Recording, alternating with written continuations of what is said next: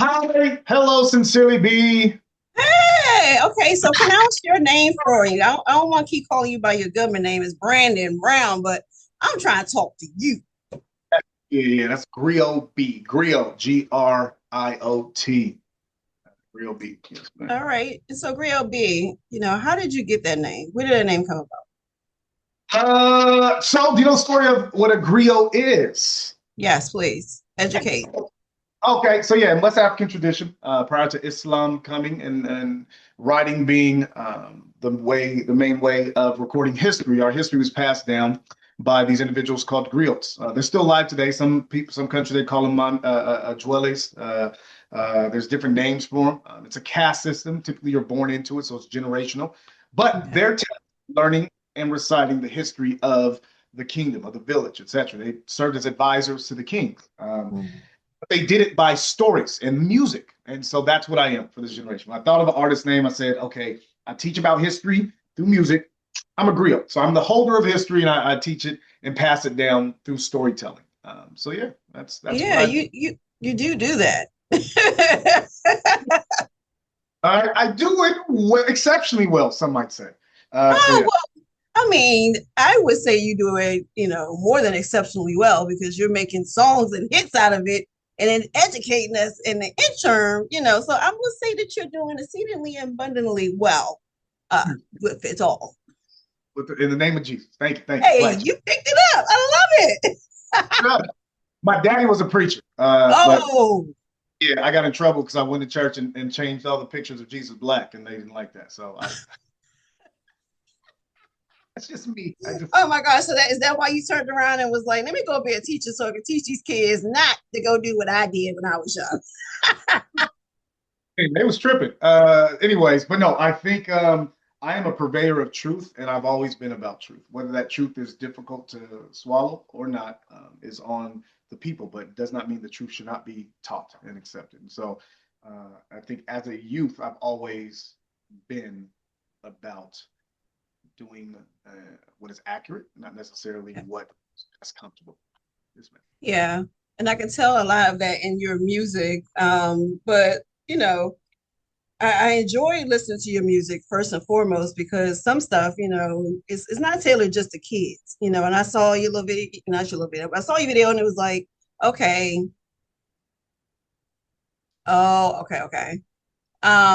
So I know you gearing towards educating kids, but I feel like as an adult too, that we all read those textbooks back in the day when we were kind of slowly sleeping in social studies. You're also providing us knowledge that we can adhere to as well. So I don't feel like your information as well as you're giving it is just catered to kids. Do you feel like it's just always catered to kids, or do you feel like you gravitate towards everyone, or how do you feel you're doing with that? That's a great question. I believe I'm my music's for learners of all ages. Everybody's a learner, and I think you hit the nail on the head.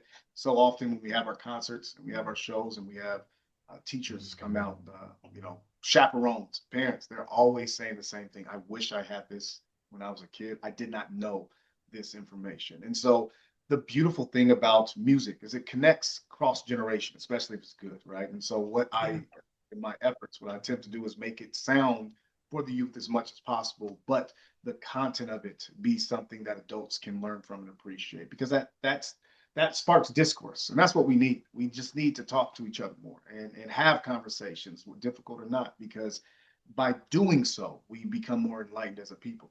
So yeah, now this music is for everybody. I'm a children's artist by trade, like that's what I label as because I think there's a huge gap in what we consider children in the Recording Academy of Music. We Yeah. neglect, oftentimes when we think of children's music, it's really kiddie and it's for the babies, the littles, but we neglect that eight-year old to 12-year-old to and above. Like what kind of music are they listening to? Because they're not going to listen to the little kiddie music. They want to listen to typically what's on the radio, and unfortunately, not all of that is edifying, uplifting, or necessary really for the youth to listen to. Yes, ma'am. Right. Teens are kids too. Teens are kids. That's my mantra. Teens I are kids. know. I know. I pay attention, to see what people are doing, because at the end of the day, you have to love what you do. And I feel like you love what you do, but it's gonna be beyond loving. You've created something that isn't available actually and should be on these mainstream platforms, on the radios. And so to go on to that, you started schoolyard rap. I mean, were you a rapper like, because it seemed like are you from LA? Because you was giving me crip walk and all the extraness up, I feel like I was about to, bust a move, do my little arms, sea walk and watching the video. And then I was like, well, maybe he was one of the people that actually rapped on the schoolyard and was like, I'm about to tell you about, slavery and and more so. So tell me about that. How did schoolyard rap just start? No, I did not rap growing up. I was in culinary school. I went to college. I was the first D1 full scholarship athlete at the school I went to when they just switched over to D1. And so, I was a football person. I always loved history, so I majored in history. I knew that's what I wanted to major initially. But after my journeys in college, all the fun I had getting kicked out, accepted back in, what I fell in love with was the culinary world. So I never rapped prior to when I started teaching full time. And so I started rapping on a whim because a kid challenged me to make a song. And I said, I bet I'm gonna make a song. And the kids loved it. And I realized I had fun doing it. And more importantly, I connected with the kids, which at that time in my life, that was my stated purpose. I knew that was my journey once I, left the culinary world and said, hey, I need to start working with kids because I had more of an impact as a young Black man at that age in the education system. So that's why I started. And so I made music, connected with it, and yeah, I just kept getting better and better at it because I'm not a person that wants to be stagnant. I always want to grow, develop, and become the best person I possibly can and be really good at something. I don't do anything average. That's why I'm a member of Omega Psi Phi Fraternity Incorporated, the greatest fraternity in the history of the world since undergrad. But yeah, so I'm also, yes, from LA. I grew up Crenshaw District, for those unfamiliar, View Park, for those who are. That's where I grew up, back forth from Fresno, California. And then I moved to LA officially full time when I was in seventh grade. So yeah, all those moves are natural. That's how we See, did like it. that's what I'm saying. Like I was like, it was like kick up, slide, turn. I was like, oh, this is gonna have to be a movement at the end of the day because it's coming up with Juneteenth. But so like let me piggyback on the schoolyard rap. My title is schoolyard rap. Well, remember Schoolhouse Rock? Oh yeah. I mean Oh, that's still my age though. Come on now. when, tell my age too. No, when I started thinking of the name for a company as well as just the movement of what I do, because I was, at that time it was hashtags just came out and it was like got hashtag everything. So it was a Yes. great hashtag. So like Schoolhouse Rock for the generation before me and a little bit. I said, let me do something for this generation. So schoolyard rap. And so that's how the name came out. And trademark, by the way. Try to think my name. Yeah, shout out to the trademarks because he was like, don't try to duplicate anything over here. Okay, this man is intelligent. Okay, with his rap skills and knowledge. All right, so you got the NPR Tiny Desk coming up in San Francisco. Shout out to you for that. How did you get that? I mean, like, Shout out to NPR for selecting me. okay, Gotta give props. No, really, I gotta give credit to just their intellect for choosing me. They're just really yeah, smart. yeah. They submit to the Tiny Desk contest. So every year there's a contest that they select one group, one person, one artist to perform in a Tiny Desk concert, and that is a dream to perform that. And so I submitted. This is the second year I submitted, and they apparently liked what I did so much they selected me as one of the 20 people to perform or opening across their Tiny Desk on the World Tour. So I am, grateful. I'm so grateful because I'm a different artist. Like I'm children's music. That's my genre. But even within the genre, I'm completely different from the peers. Like I'm a part of the music network, so I go to the conference and I meet people. And so I have a different approach to it. My music is not catered towards the very littles. It's catered towards those older kids, those teenagers, those teens. And so, for Tiny Desk to select me, especially with the genre that I identify as, I'm really excited. I'm grateful for them to have the foresight to keep this schoolyard rap movement going. Yeah, I feel like, your lyrics can be criminals. They When they First song. Really, when I first started, because it was U.S. history. So initially, when I made my first songs, it was all based on the textbook because the goal was to help my students pass the test. And literally, knew the songs, they would do better. And that's what my master's degree was. When I did my master's thesis, it was literally about identifying two factors, whether it's participation and or progress, right, or scores for the kids. So the participation and the passion grew, and also the testing scores. My testing scores from the year, my predecessor year, 14%. It grew once I started using music. So it's scientifically proven to actually be a benefit both for student participation and for their grades and understanding, retention, and knowledge. So yeah, 1,000%. Crib notes. That a record. It wasn't the Schoolhouse Rock. It was Crib notes. Nobody knows. That's I don't even. What are you even talking about? No. Gosh, I'm having so much fun with you. All right, so let's talk about this Juneteenth celebration. First of all, I'm coming out there. Okay, yes, I am. I haven't been to LA, so I'm gonna be out there in LA. I'm gonna bring my 15-year-old so he can come and help out with what you got going on for the community. I mean, the diapers. I mean, you're giving back. I mean, I feel like you're just such a community person that if it's not about the community, it's gonna be a problem. So tell me more about your June 19th event and if that new song you have fresh out will be the anthem for going for every Juneteenth, okay?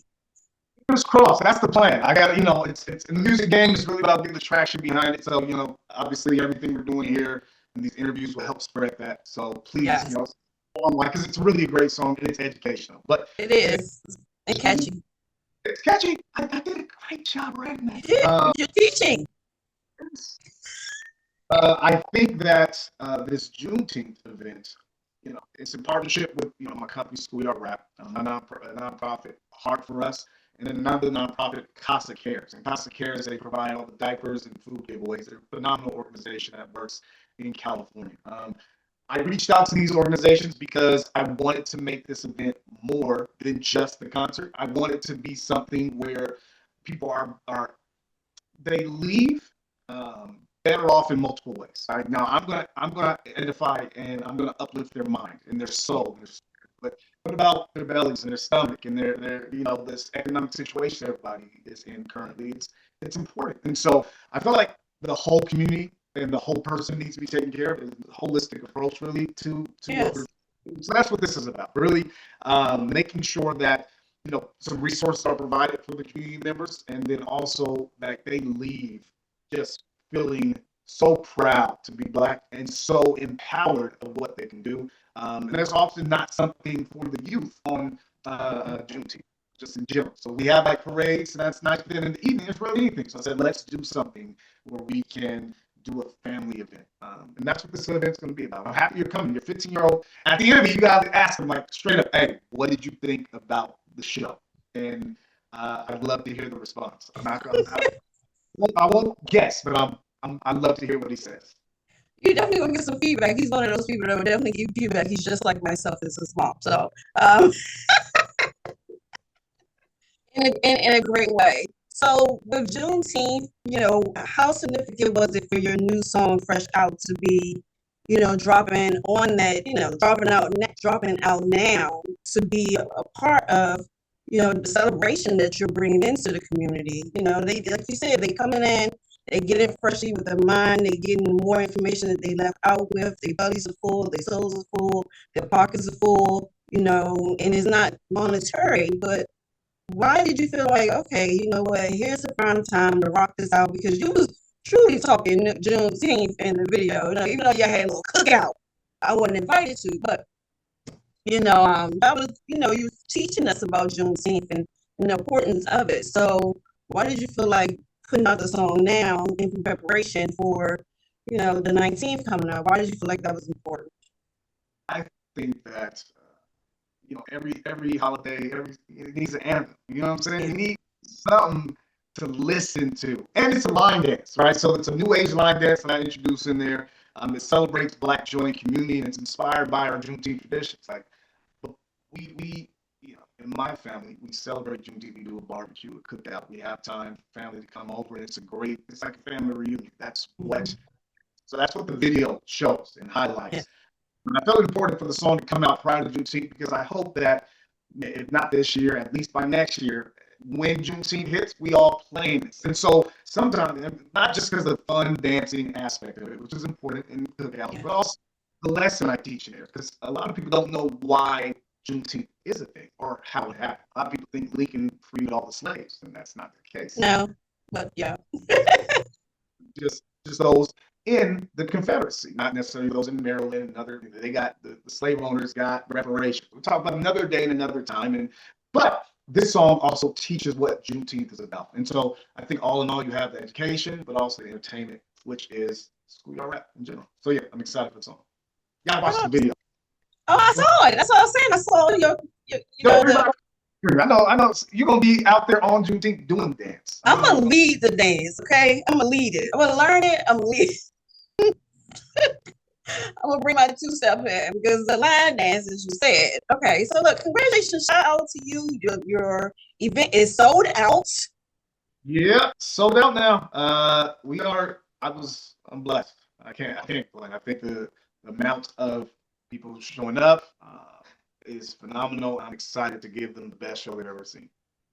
All right. So now that it's sold out, do you think that this is going to be an ongoing tradition for yourself? And, for those that weren't able to participate this year, how can we still have them be impacted by you and schoolyard raps and within the community?